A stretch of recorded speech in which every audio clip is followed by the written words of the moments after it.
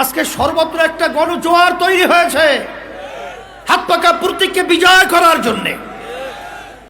আমার ছোট ভাই শামসুদ্দোহা আশরাফি তিনি বলেছেন, বিভিন্ন জায়গায় তিনি যে আলোচনা রেখেছেন, কখনই আপনাদের কাছে ভোট চায় নাই বা চায় না, কিন্তু আমি এসেছি শামসুদ্দোহা আশরাফির পক্ষে ভোট চাওয়ার জন্য।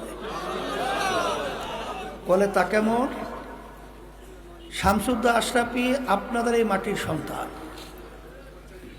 এটা আপনাদের কুমিল্লার 10 আসনের মানুষের গৌরব শামসুদ্দোহা আশরাফিকে নিয়ে করা উচিত। কারণ বাংলাদেশে প্রায় 18 কোটির মতো মানুষ রয়েছে, কিন্তু কয়েকজন শামসুদ্দোহা আশরাফি আছে? হাতে গোনা বলতে গেলে কয়েকজন।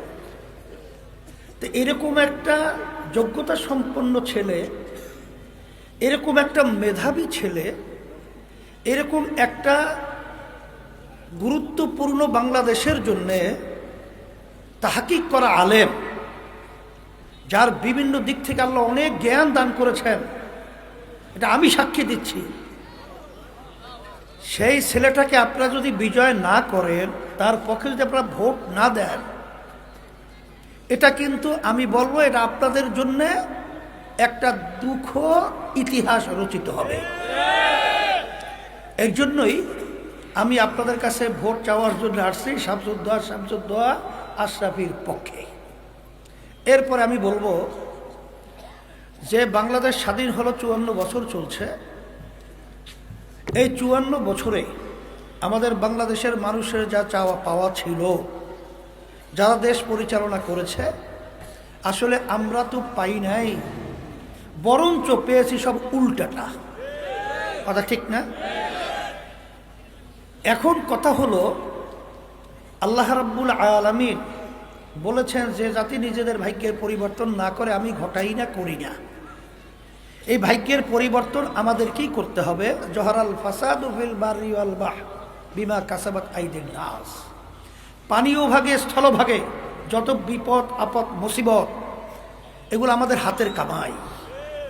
আজকে নির্বাচনের সময় সুন্দর সুন্দর কথা বলে কিছু টাকা, কালো টাকার দৌরাত্মের কারণে অনেকে আমরা বিবেককে বিক্রি করে ফেলি, যার কারণে আমাদের দেশটা অশান্তির আগুনে সর্বত্র ধাউ ধাউ করে জ্বলতে থাকে। এই জন্য আমার ভাইদেরকে বলবো, পর্দা আলে মা বোনদেরকে বলবো যে আসেন, ইসলামী আন্দোলন বাংলাদেশ আজকে বলতে গেলে এককভাবে হাত পাখা প্রতীক নিয়ে নির্বাচন করছে। আমি তো আলহামদুলিল্লাহ খুশি। সারা দেশে যে আজকে আল্লাহর বান্দারা পর্দালে মা বোনদের সংবাদ আমার কাছে আসছে, সবাই হাত পাখা প্রতীকের পক্ষে ভোট দেওয়ার জন্যে অধীর আগ্রহে সময় তারা গুনছে। আজকে সর্বত্র একটা গণজোয়ার তৈরি হয়েছে হাত পাকা প্রতীককে বিজয় করার জন্যে। আমি সম্মানিত উলামায়ে কেরাম, সম্মানিত ইমাম এবং অন্যান্য যারা বিশেষ করে ইসলামকে ভালোবাসেন, দেশকে ভালোবাসেন, আমি জানি এবং আমাদের মেজবা বলছেন হক্কানি উলামায়ে কেরাম ইসলামী আন্দোলনকে তারা ভালোবাসে এবং পক্ষে তারা কথা বলেছে। আমি বলবো আপনারা আরো কথার ব্যাপারে জোরালোভাবে আপনারা বলবেন, এটা আমার অনুরোধ থাকবে।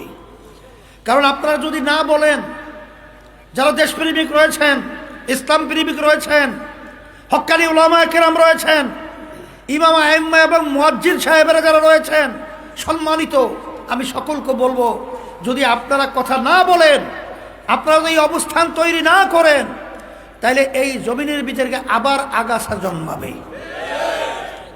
এই আগাছা যখন জন্মাতে না পারে, এই জন্য আপনাদের বুক খুলতে হবে, আপনাদের কথা বলতে হবে, আপনাদের সহযোগিতা করতে হবে।